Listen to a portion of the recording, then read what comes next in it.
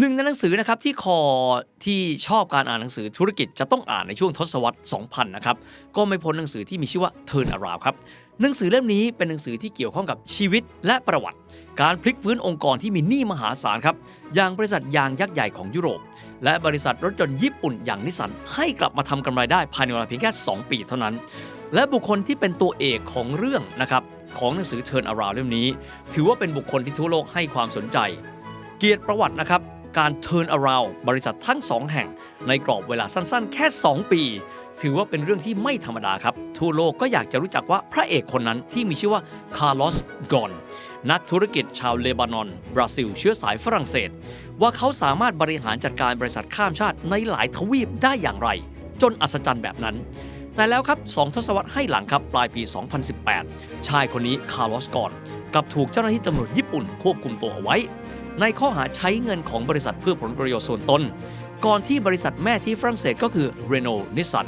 ยุติการให้การสนับสนุนของเขาและในที่สุดตัวเขาต้องหลบหนีจากการถูกดำเนินคดีที่ญี่ปุ่นและหลบเข้าไปอยู่ในกล่องเครื่องดนตรีไปยังเลบานอนเพื่อหนีคดีเรื่องนี้ครับกลายเป็นกรณีอื้อฉาวระดับโลกที่ยังไม่สอเขาว่าจะจบกันง่ายๆว่าตกลงเรื่องนี้แล้วเนี่ยเป็นเรื่องที่คนญี่ปุ่นที่ไม่ชอบการบริหารคนต่างชาติของเขาต้องการเขี่ยเขาให้พ้นทาง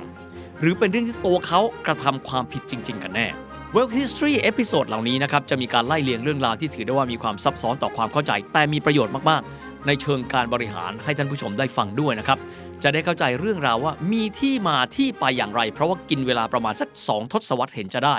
เรื่องนี้หลายคนบอกว่ามันน่าติดตามเนี่ยยิ่งกว่าหนังสืบสวนสอบสวนโดยที่เรื่องนี้พระเอกทองเรื่องเป็นบุคคลจริงครับคาร์ลอส กอน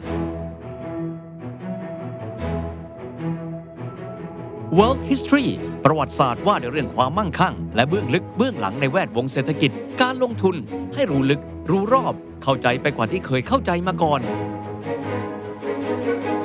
สวัสดีครับผมวิทย์ สิทธิเวคินและนี่คือ World History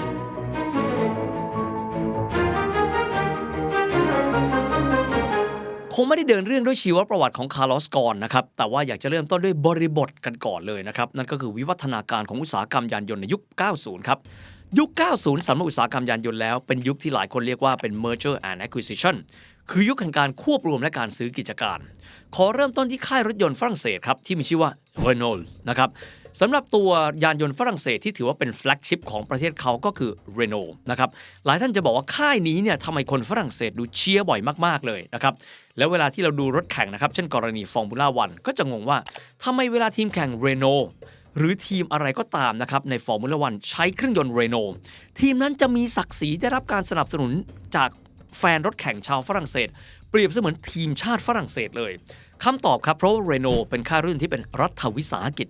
รัฐถือหุ้นใหญ่นะครับพวกเขามองว่า Renault ครับเป็นสัญลักษณ์ความภาคภูมิใจของยานยนต์ฝรั่งเศสไม่น้อยไปกว่าสิงห์พยองหรือว่า Peugeot จากเมืองโซโชเลยวิวัฒนาการเรื่อยมาครับในทศวรรษที่ 90 ครับ Renault เองมีชื่อเสียงโด่งดังนะครับเพราะว่าชนะฟอร์มูล่าวันเนี่ยหลายสมัยแต่ในแง่ผลประกอบการครับในทศวรรษ 80-90 พวกเขาขาดทุนไม่น้อยเลยจนที่สุดแล้วรัฐบาลฝรั่งเศสตัดสินใจที่จะ privatize หรือว่าแปรรูป Renault ให้กลายเป็นบริษัทเอกชนโดยการลดสัดส่วนการถือหุ้นครับของรัฐจากเดิม 52% เหลือต่ำกว่าครึ่งคือ 46% และดึงเอาผู้บริหารชาวสวิสที่มีชื่อว่าลุยส์ ชวาร์เซอร์ซึ่งครั้งหนึ่งนะครับเคยเป็น CFO ของ Renault ไต่เต้ามาเป็น CSO ก็คือ Chief Strategic Officer มาเป็นผู้บริหารสูงสุด CEO นั่งแท่นผู้บริหารในยุคของชวาร์เซอร์ครับสถานการณ์เริ่มต้นดีขึ้นเขาเริ่มต้นมองหาการขยายอาณาจักรของ Renault ไปยังภูมิภาคตะวันออกไกลและเห็นว่าหนึ่งในยักษ์ใหญ่ยานยนต์ญี่ปุ่นที่มีชื่อว่านิสสันประสบกับปัญหาการขาดทุนมหาศาลกว่า 20,000 ล้านเหรียญสหรัฐครับจึงเดินหน้าเข้าไปซื้อหุ้นกว่า 36.8% ของนิสสันและทำให้นิสสันกลายเป็นส่วนหนึ่งอาณาจักรธุรกิจที่ใหญ่โตของ Renault ตั้งแต่เดือนพฤษภาคมปี 1999 แต่การที่จะทำให้นิสสันซึ่งลองคิดดูสิครับมีหนี้ก้อนใหญ่ 20,000 กว่าล้านเหรียญสหรัฐและอ่อนแอมากๆพวกเขานอกจากขาดทุนแล้วไปดูรถยนต์จาก 46 รุ่นพบว่ามีเพียงแค่ 3 รุ่นเท่านั้นที่ทำกำไรงานนี้ใครจะมา turn around พลิกชีวิตยากแน่นอนครับเป็นงานหินลุยส์ ชวาร์เซอร์ครับเล็งเห็นนะครับตั้งแต่ตอน take over นิสสันแล้วครับว่าคนที่จะมาทำหน้าที่ตรงนี้ ก็คือผู้บริหารคนใหม่ที่เขาเพิ่งดึงตัวมาจากบริษัทยางที่ใหญ่ที่สุดในยุโรปอย่างมิชลินชายคนนี้มีชื่อว่าคาร์ลอสกอนสำหรับคาร์ลอสกอนคนนี้ครับเคยสร้างเกียรติประวัติในการ turn around หรือพลิกฟื้นนะครับธุรกิจของมิชลินในอเมริกาใต้โดยเฉพาะยิ่งในบราซิลได้อย่างอัศจรรย์ใจเพียงแค่เวลาปีเศษแค่นั้นจากขาดทุนกลับมาเป็นกำไรมหาศาลคาร์ลอสกอนคนนี้แหละครับที่หลุยส์ชวาร์เซอร์มองว่าน่าจะเป็นหมากสำคัญในการพลิกฟื้นนิสสันซึ่งตอนนั้นกลายเป็นส่วนหนึ่งของเรโนไปแล้ว1 เดือนหลังจากการเข้าถือหุ้น1 ใน 3ของนิสสันคือเดือนมิถุนายน 1999 ครับคาร์ลอสกอนจริงๆแล้วพื้นเพเขาเป็นชาวเลบานอนนะครับไปเติบโตที่บราซิลและมีสัญชาติฝรั่งเศสจึงถูกส่งไปรับความท้าทายในประเทศที่เขาไม่รู้จักนั่นก็คือญี่ปุ่นประเทศที่ต้องถือว่าแทบไม่เคยมีผู้บริหารนะครับต่างชาติเข้าไปบริหารประเทศที่ถือได้ว่ามีวัฒนธรรมทางธุรกิจและอุตสาหกรรมที่อย่างรากลึกและแตกต่างไปจากโลกตะวันตกก่อนที่จะไปถึงชีวิตของคาร์ลอสกอนที่โตเกียวนะครับเรามาทำความรู้จักกันก่อนนะครับว่าเขาเป็นใครทำไมเขาถึงได้มี3สัญชาติเลบานอนบราซิลแล้วก็ฝรั่งเศสและที่มิชลินที่บราซิลเขาทำอะไรและทำไมเรโนจึงเชื่อว่าเขาสามารถที่จะ turn around หรือพลิกชีวิตของนิสสันได้คาร์ลอสกอนเป็นชายชาวเลบานอนนะครับเขาเกิดในยุคที่เลบานอนเป็นส่วนหนึ่งนะครับของฝรั่งเศสเป็นส่วนหนึ่งในส่วนที่เขาเรียกกันว่าอยู่ภายใต้การอารักขาของฝรั่งเศสตัวเขาเติบโตที่เลบานอนก่อนที่จะไปเติบโตต่อไปที่ริโอเดจาเนโรประเทศบราซิลที่น่าสนใจครับพ่อของเขาเป็นนักโทษหนีคดีจากเลบานอนและไปใช้ชีวิตที่บราซิลตัวเขาจบการศึกษาที่ฝรั่งเศสเมื่อจบการศึกษาในปี 1978 ครับเขาทำงานในหลาย ๆ ธุรกิจก่อนที่จะเข้าไปร่วมงานกับมิชลินซึ่งถือว่าเป็นบริษัทผู้ผลิตยางขนาดใหญ่ที่สุดในยุโรปจากเมืองแกลกมองแฟงองอยู่ตอนกลางของฝรั่งเศสหลังจากประมาณ 18 ปีกับบริษัทครับเขาได้รับการมอบหมายจากฟรองซัวมิชลินซึ่งเป็น CEO ของบริษัทให้เข้าไปจัดการกับระบบปฏิบัติการกับ Operation ของมิชลินที่อเมริกาใต้ประเทศที่ตัวเขาคุ้นเคยอยู่แล้วครับหลายท่านอาจจะถามนะครับว่าเกิดอะไรขึ้นกับมิชลินที่บราซิลเป็นแหล่งวัตถุดิบก็คือยางพารานะครับแต่ว่าเป็นตลาดที่มีความท้าทายเพราะว่ามีปัญหาเงินเฟ้อสูง Hyperinflation ปัญหามีเยอะแยะมากมายนะครับแต่เมื่อเจอกับคาร์ลอสกอนซึ่งถือได้ว่าเป็นคนที่มีสัดส่วนนะครับของบราซิลฝรั่งเศสเนี่ยทำให้เขาสามารถที่จะแก้ไขปัญหาต่างๆของบราซิลและทำให้ภายใน1 ปีครึ่งมิชลินที่บราซิลพลิกฟื้นกลับมามีกำไรครับตัวเขาได้รับการปูนบำเหน็จให้เป็น CEO ของมิชลินในตลาดที่ใหญ่กว่านั่นก็คืออเมริกาเหนือโดยปักหลักที่เมืองเซาท์แคโรไลนาที่นั่นเขาก็แสดงเห็นว่าเขาคือผู้บริหารที่ไม่ธรรมดาหลังจาก18 ปีที่มิชลินครับบริษัทเรโนซึ่งณเวลานั้นตรงกับช่วงที่เริ่มต้นชีวิตใหม่ด้วยการเป็นบริษัทเอกชนรัฐถือหุ้นต่ำกว่า 50% ไปแล้วภายใต้การบริหารของลุยส์ชวาร์เซอร์ก็นำตัวเขาเข้าไปหวังการบริหารของเขาให้พลิกฟื้นเรโนซึ่งณเวลานั้นยังไม่ได้แข็งแกร่งที่สุดให้กลับมาพลิกฟื้นให้ได้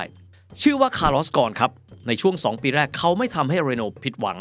ในบทบาทผู้บริหารระดับสูงเป็นเพียงรองของลุยส์ชวาร์เซอร์เขาพลิกฟื้นเรโนกลับมาเป็นบริษัทที่มีกำไรได้ภายในเวลาแค่2 ปีดังนั้นไม่น่าแปลกใจนะครับที่เขาจะได้รับเลือกจากลุยส์ชวาร์เซอร์ให้เขาไปทำหน้าที่ในการพลิกฟื้นธุรกิจใหม่ของเรโนนั่นก็คือนิสสัน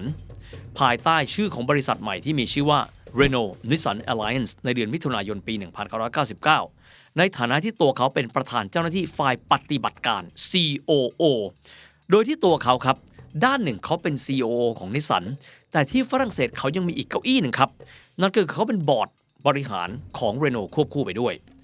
ก่อนที่ตัวเขาครับจะก้าวมาเป็นประธานใน1 ปีต่อมาคือมิถุนายนปี 2000 และมีอำนาจเต็มเป็น CEO ในปี 2001 ครับ